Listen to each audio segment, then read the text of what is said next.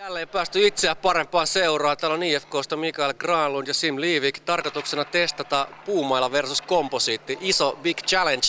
Ensimmäinen kysymys. Koska jätkillä on ollut viimeksi puumaila kädessä? Mulla varmaan oli joku 6-7 vuotta sitten ehkä viimeksi puumaila kädessä. Kun äsken tuossa vähän testailin, niin oli siinä vähän pehmeämpi tatsi kyllä. Entä sulla? Mulla on varmaan 10-11 vuotta varmaan. Korso ulkojäällä, koulunpuolelle terveisiä vaan. Onko siitä tosiaan niin kauan, kun puumailat oli in viimeksi? On sit kyllä. Sitä ennen tuli just alumiinit mailat. Honkkarista sai Advance alumiinimailoja. Ne oli vielä järkyttävämpiä kuin mitä nää on. Mutta tosiaan se niin kauan siitä on. Okei. Kaikki puhuu siitä, kun komposiitti tuli ja kun teknologia löi läpi, niin silloin sanotaan huonompikin laukaus muuttui nopeasti paremmaksi, rupesi tulla enemmän tehoja vetoihin. Mikä teillä on mielikuva? Mitä te veikkaatte? Tullaanko me näkemään tänään tuon tutkan kuvassa eroja? No varmaan niissä tulee eroja, jos ei vielä täällä kuitenkin komposiittimailalla pelannut koko kauan ja pitkään ajan, niin varmaan lähtee vähän eri lailla, että eka kertaa ottaa puumailan käteen, niin kyllä mä veikkaan, että siinä pikkueroja tulee. Mitä sä veikkaa? Kyllä veikkaan, mutta jos just sais vähän pidempään vetää puumailla, niin mä veikkaan, että se olisi aika sama. Kyllä mä veikkaan, että se olisi aika sama, mutta saa nähdä mitä tapahtuu. Mä veikkaan nyt 10-20 kyllä saa ehkä eroja.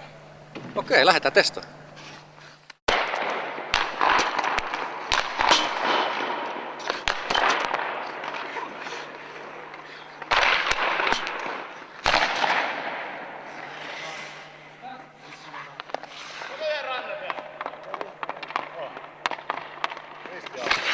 No niin, nyt on komposiitti versus puumailla testi tehty.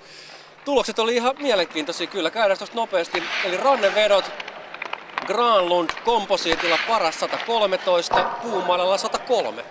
Ja Liivik komposiitilla paras ranne niin ikään 113, puumailalla 105. Eli on siinä ero. Tuntuuko se siltä? No joo, kyllä se tuntuu. Tietenkin ihan eri tatsi. Vähän erilainen mailakin, mutta kyllä se tuntuu, mutta ei se niin huonolta tuntunut, mitä olisi voinut ehkä kuvitella. Olisiko teoriassa saumat palaa vielä puuhun?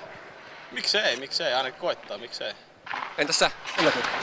No en yllättynyt. Yllättävän se tuntui puumailla, kun sillä ampui, ettei se lähde niin lujaa, mutta yllättävän hyvin lähti silläkin, ettei se nyt totta kai siinä eroon, mutta mä otin, että ehkä olisi ollut peräti vielä isompi ero.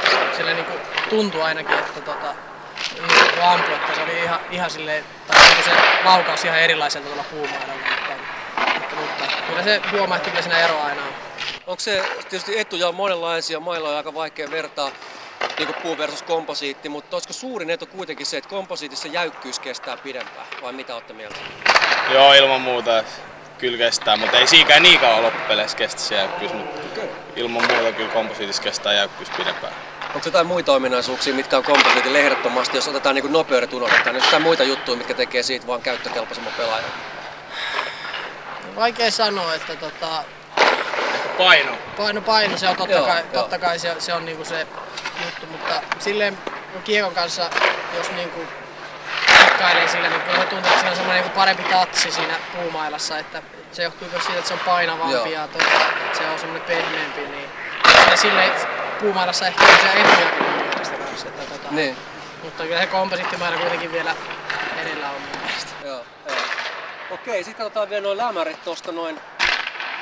Komposiitilla Granlund paras 135, puumailalla 128. Ja Liivik komposiitilla paras lämäristä 31 ja puumailalla 130. Eli yllättäen aika pieni ero sulla tuli lämärissä kuitenkin noiden vetojen nopeuksien suhteen. Mikä on selitys? En mä tiedä. Pitää vissiin vaihtaa mailaa.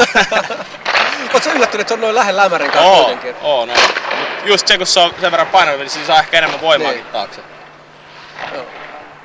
Ja sulla oli sitten ero enemmän tuossa vedossa, että näyttää siltä, että kuitenkin sanotaan, jos keskimäärin vaikka tuosta nopeasti laskee, niin 130 tienoilla komposiitilla, puumailla 125 tienoilla 5 kilsaa, se on kuitenkin siis se on selkeä ero. On, se on ihan selkeä ero ja vaikkei se ehkä noin lukuina tossa niin hirveänä tunnu, että se on vaan 5 kilsaa, mutta kyllä se maalivahille varmasti on isompi ero. Kyllä siinä eroa. Alright, minä kiitän IFK:lta myötämielisyydestä. Päästiin tekemään tämmönen pikku testi ja nää lähtee Valtiotutkimuskeskukseen analysoitavaksi nämä tulokset. Mikä mättää IFK, jos ei tule mitalia kaulaan tällä kaudella? Se on komposiitti versus puu. Eli näillä mennään. Terveisiä Jokereille.